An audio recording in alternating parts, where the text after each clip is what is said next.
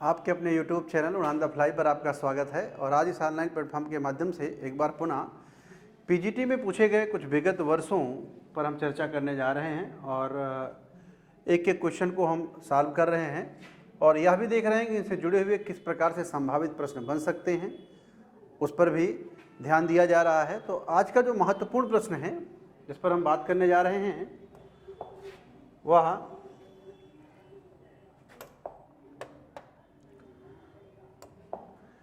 पाषाण युग में माइक्रोलिथ निम्नलिखित में से किस युग में सामान्यतः पाए गए? लघु उपकरण निम्नलिखित में से किस युग में पाए गए? तो इसका सही आंसर है मध्य पाषाण युग, मध्य पाषाण युग। लेकिन इससे पहले हम लोगों ने आपसे बात की थी कि जब भी हम बात करेंगे पुरा पाषाण काल के बारे में, पाषाण काल के बारे में देख रहे हैं, इसे अध्ययन की सुविधा के लिए 3 भागों में बांटा गया है। निम्न पुरा पाषाण काल, मध्य पुरा पाषाण काल और उच्च पुरा पाषाण काल। यहां पर देख रहे हैं इस काल में सामान्यतः चापर, चॉपिंग, हैंड एक्स, यहां फलक उपकरण इस काल की विशेषता है। और यहां पर देख रहे हैं ब्लेड उपकरण इस काल की विशेषता है।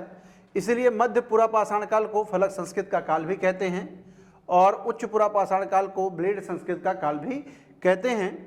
लेकिन यहां अगर आगे देखें हम तो मध्य पुरा पाषाण काल के बाद मध्य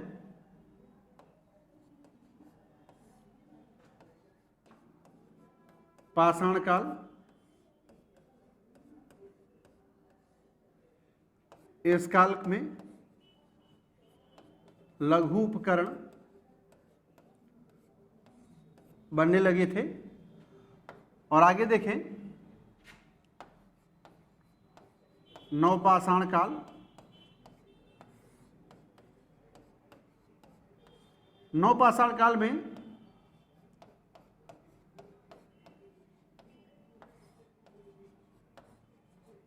पॉलिश युक्त अथवा घिसकर उपकरण बनाए जाने लगे। तो पॉलिश युक्त उपकरण किस काल की विशेषता है? नवपाषाण काल की। लघु उपकरण माइक्रोलिथिक किस काल की विशेषता है? मध्य पाषाण काल की।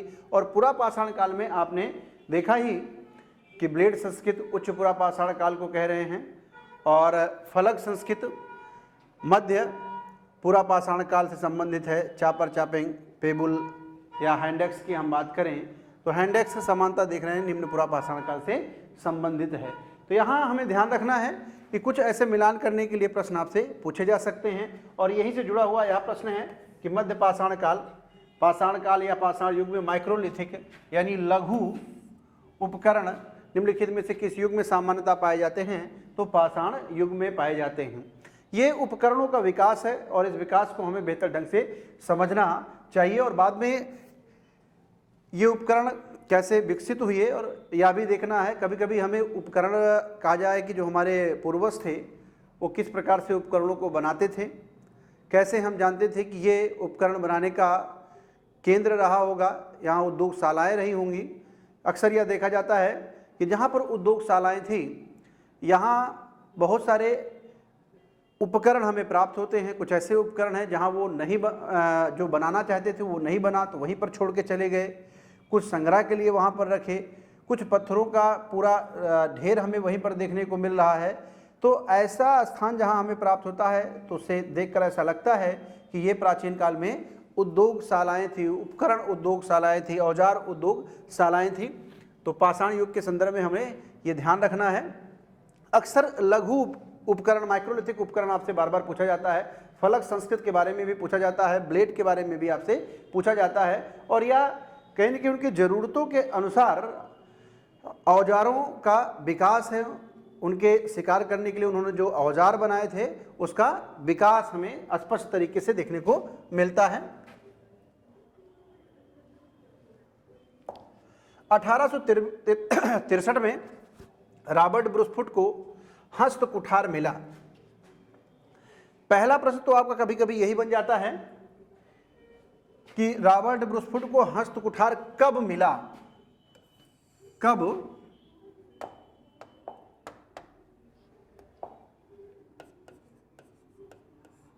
प्राप्त हुआ। तो इसका उत्तर क्या होता है 1863। दक्षिण भारत में पहली बार हस्त कुठार किसने प्राप्त किया, इसका उत्तर होता है रॉबर्ट ब्रूसफुट। कहां पर प्राप्त किया, पल्लोरम में। कहां से प्राप्त किया, पल्लोरम से प्राप्त किया। कब प्राप्त किया, 1863 में प्राप्त किया। किसके द्वारा, रॉबर्ट ब्रूसफुट के द्वारा।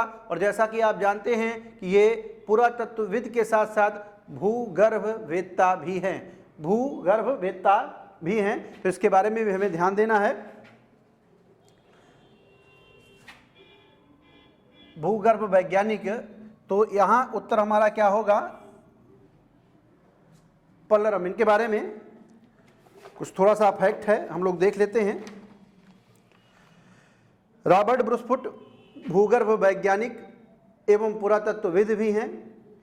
भारत में प्राग इतिहास का जनक रॉबर्ट ब्रूसफुट को माना जाता है। 1863 ईस्वी में इन्होंने मद्रास के निकट पल्लोरम नामक स्थान से हस्त कुठार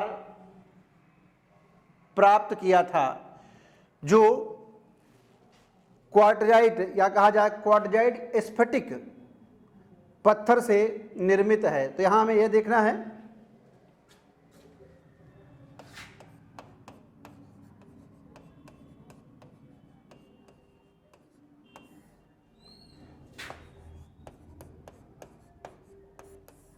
इसीलिए इसे मद्रासियन संस्कृत भी कहा जाता है, मद्रासियन संस्कृत भी कहा जाता है।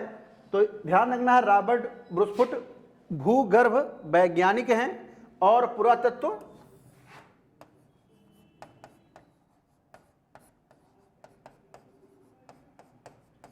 वैज्ञानिक एवं पुरातत्वविद हैं, पुरातत्ववेत्ता भी हैं। आप देख रहे हैं मद्रास के निकट पल्लोरम नामक स्थान से 1863 ईस्वी में इन्होंने हस्त कुठार प्राप्त किया था और इसीलिए इसे मद्रासी संस्कृत के नाम से भी जाना जाता है। ठीक इसी प्रकार उत्तर भारत में आप देखें तो सिंधु की एक सहायक नदी है सोहन, वहाँ से चापर चापिंग नामक उपकरण भी प्राप्त हुए और आप देख रहे हैं इसीलिए उस स्थल को सोहन संस्कृत के नाम से जाना जाता है। तो उत्तर भारत में हमें सोहन संस्कृत देखने को मिलेगी और दक्षिण भारत में कौन सा, हमें मद्रासियन संस्कृत देखने को मिलेगी। एक स्थल है चौंतरा, चौंतरा से हस्त कुठार प्राप्त हुए हैं और जिसे उत्तर और दक्षिण का मिलन स्थल कहा जाता है, उत्तर और दक्षिण का मिलन स्थल कहा जाता है। सोहन संस्कृत के बारे में कहा जाए कि डी.एन. वाडिया साहब थे, जहां पर इन्होंने 1928 में उत्खनन कार्य को आगे बढ़ाया और देख रहे हैं सोहन घाटी का पितामह डी.एन. वाडिया को कहा जाता है, डी.एन. वाडिया को सोहन घाटी का पितामह कहा जाता है। तो यहाँ से निकल करके भी कई फैक्ट सामने आए हैं। जैसे पहले नंबर पर अगर हम देखें तो सोहन संस्कृत देख रहे हैं, सोहन नदी सिंधु की सहायक नदी है और सोहन संस्कृत उत्तर भारत में है। डी.एन. वाडिया ने यहाँ पर पहले नंबर पर काम किया और आप देख रहे हैं उन्हें सोहन संस्कृत का पितामह कहा जाता है। ठीक इसी प्रकार दक्षिण भारत में रॉबर्ट ब्रूसफुट द्वारा मद्रास के निकट पल्लोरम नामक स्थान से पहली बार हस्त कुठार खोदा गया, इसलिए इसे मद्रासियन संस्कृत के नाम से जाना जाता है। कब खोजा गया, 1863 ईस्वी में। तो यहाँ पर हमें ध्यान रखना है कि 1863 डेट हमें याद रखना है, रॉबर्ट ब्रूसफुट को याद रखना है, हस्त कुठार को याद रखना है और किससे बना हुआ है, क्वार्टजाइट से बना हुआ है, क्वार्टजाइट से बना हुआ है। और हमने ये भी बात की आपसे कि प्राग इतिहास का जनक,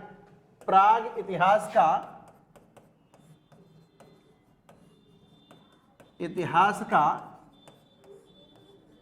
जनक किसे कहा जाता है? रॉबर्ट ब्रूस फुट को कहा जाता है। तो रॉबर्ट ब्रूस फुट से जुड़े हुए इस विभिन्न टाइप के प्रश्न आपसे बन सकते हैं। यहां तो केवल एक फैक्ट आपसे पूछा गया, आगे हम कुछ क्वेश्चन सॉल्व कराएंगे जिस पर रुकेंगे नहीं, लेकिन हम देखेंगे कि कमोबेश यहीं से प्रश्न पूछे जा रहे हैं। तो रॉबर्ट ब्रूस फुट जो कि एक प्रकार के भूगर्भ वैज्ञानिक एवं पुरातत्ववेत्ता भी हैं। दूसरी बात महत्वपूर्ण है कि 1863 में हस्तकुठार इनको मद्रास के निकट पलोरम नामक स्थान से प्राप्त हुआ, और आप देख रहे हैं पहली बार यहां से प्राप्त होने के कारण इसे मद्रासी संस्कृत के नाम से भी जाना जाता है। और इसके अलावा आप देख रहे हैं प्राग इतिहास का जनक किसे माना जाता है? तो रॉबर्ट ब्रूस फुट को माना जाता है। तो ये रॉबर्ट ब्रूस फुट से जुड़े हुए कुछ महत्वपूर्ण प्रश्न थे। आगे प्रश्नों के बारे में अगर हम ध्यान दें, नेक्स्ट प्रश्न,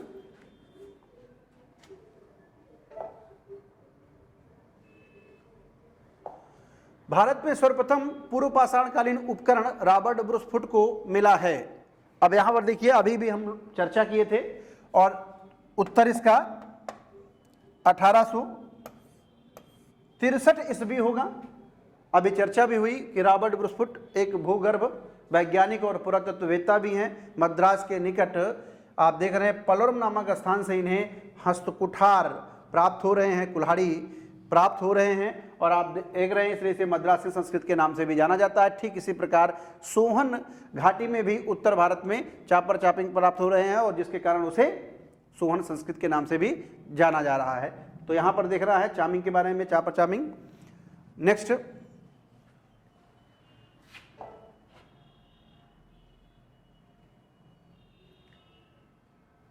हस्तकुठार उपकरण निम्नलिखित में से किस विधि का उपकरण है? तो ये बाईफेशियल है, द्विधारी, दोनों तरफ धार इसके होते हैं, बाईफेशियल।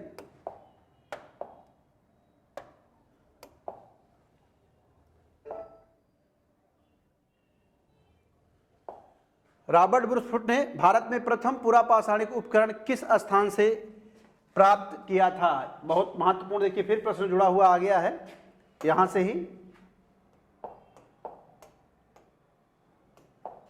तो उत्तर आपका होगा पलोरम।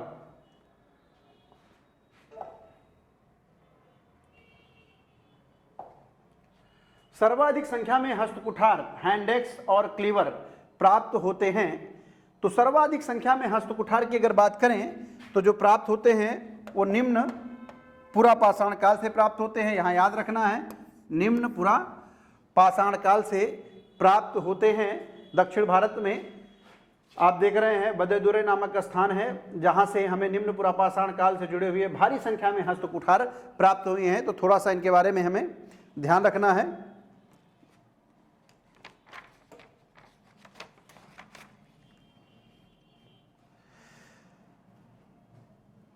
मद्रास के पलोरम से बात आपसे हुई ही थी, से आप देख रहे हैं इससे पहले हस्तकुठार पाए जाने की चर्चा की गई, लेकिन भारी संख्या में कहां से प्राप्त हो रहा है? तो वरेदुरे नामक एक स्थान है जहां से आप देख रहे हैं भारी संख्या में हमें हस्तकुठार प्राप्त हो रहे हैं।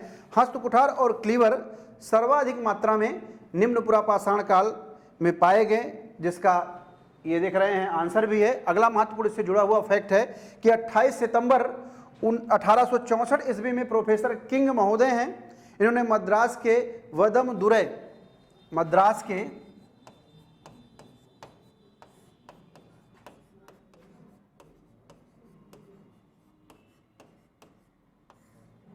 वदमदुरै एवं अतिरम्पक्कम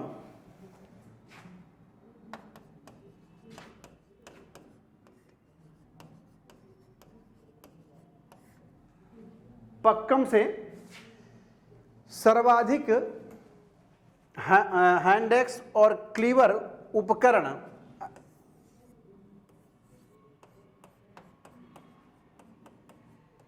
प्राप्त हैं।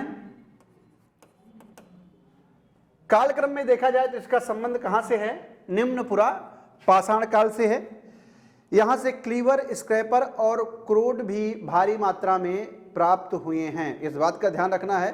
तो हमें यहां यह देखना है कि सर्वाधिक संख्या में हस्तकुठार और क्लीवर किस काल में प्राप्त होते हैं?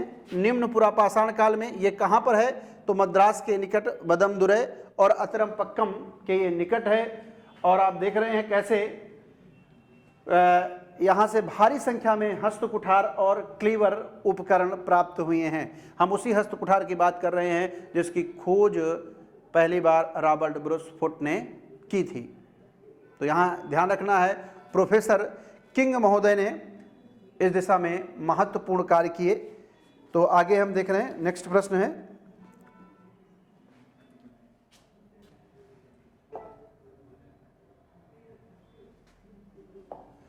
प्राचीन मानव प्रजाति है, प्राचीन मानव प्रजाति है जावा मानव, निएंडरथल, होमो इरेक्टस, ऑस्ट्रेलोपिथेकस। तो इसके बारे में हम लोगों ने चर्चा भी किया था कि इसका सही उत्तर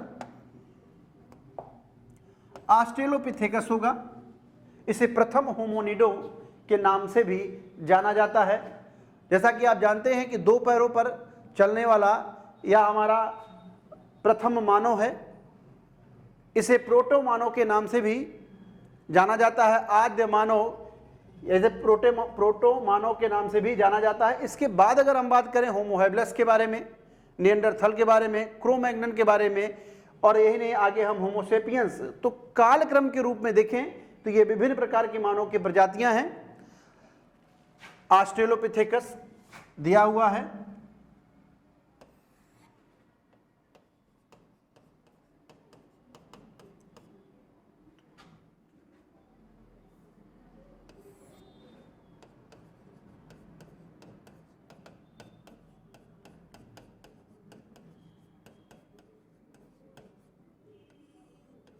ऑस्ट्रेलोपिथेकस,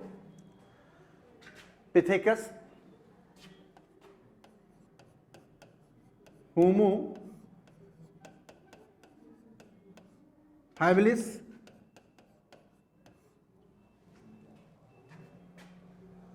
होमो इरेक्टस,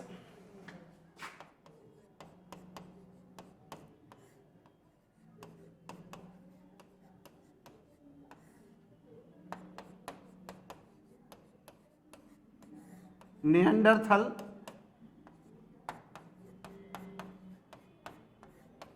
होमो सेपियंस। तो ये मानव का क्रम है जिनके बारे में हम लोग आपसे बात कर रहे हैं। होमो ऑस्ट्रेलोपिथेकस, होमो हैबिलस, होमो इरेक्टस, निएंडरथल और होमो सेपियंस, ये क्रम है और आप इनकी अपनी एक विशेषता है। जैसे ऑस्ट्रेलोपिथेकस के बारे में अगर देखें तो हम देख रहे हैं ऑस्ट्रेलोपिथेकस को दो पैरों से चलने वाला होमोनिडो, प्रथम होमोनिडो, प्रोटो मानव या आद्य मानव के नाम से जाना जाता है। प्रोटो मानव,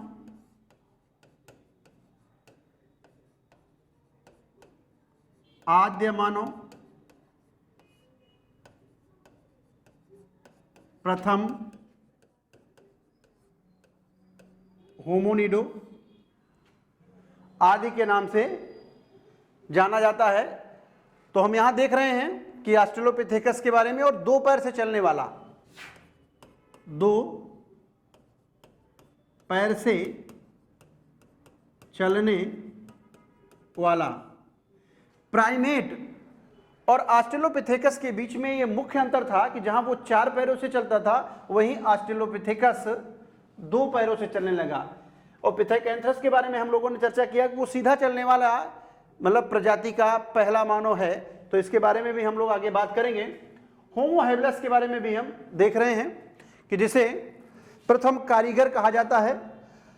प्रथम कारीगर कहा जाता है या हाथों का प्रयोग करने वाला जो पहला मानव कहा जाए कि प्रजाति है वो कौन है? होमो हैबिलस है।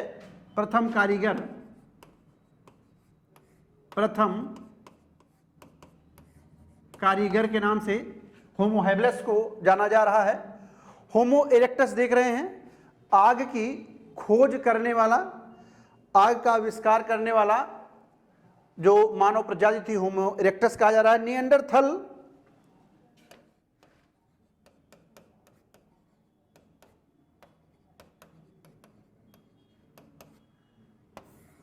शवों को दफनाने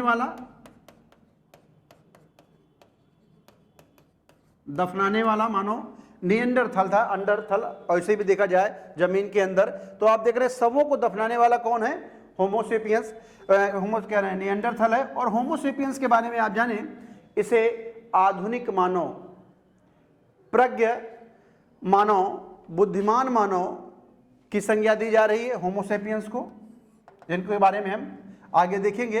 तो इस तरीके से ऑस्ट्रेलोपिथेकस, होमो हैबिलिस, होमो इरेक्टस, निएंडरथल और होमो सैपियंस के क्रम को अगर हम ध्यान में रख रहे हैं तो यहां से भी हमारे प्रश्न सही हो सकते हैं। तो इस तरीके से हम नेक्स्ट प्रश्न पर बात करें। आधुनिक मानव होमो सैपियंस संबद्ध है। देखिए क्या है कि उपकरणों के आधार पर आपसे यह प्रश्न पूछ लिया, उपकरणों के आधार पर देख लिया, और इसका संबंध किस काल से है? ब्लेड। और ब्लेड काल के उपकरण किस काल में बनने लगे थे? उच्च पुरा पाषाण काल में। तो यह भी आपने देखा कि इसका संबंध उच्च, इसे प्रज्ञ मानव के नाम से भी जाना जाता है, आधुनिक मानव के नाम से भी इसे जाना जाता है। अस्पष्ट भाषा बोलने वाला और उच्च स्तरीय कला का प्रदर्शन करने वाला,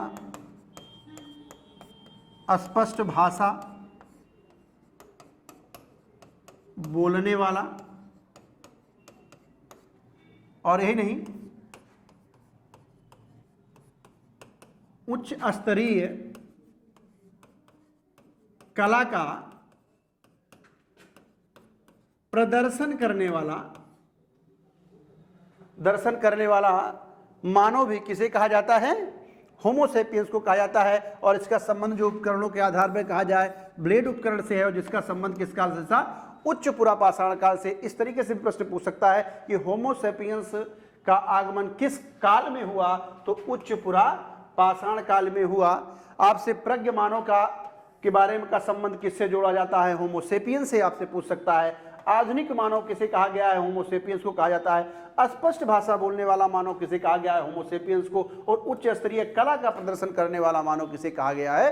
होमोसेपियंस को कहा गया है। तो इससे जुड़े हुए कई प्रश्न आपसे पूछ सकते हैं। पत्थर तथा हड्डियों का उपकरण बनाने वाला, पत्थर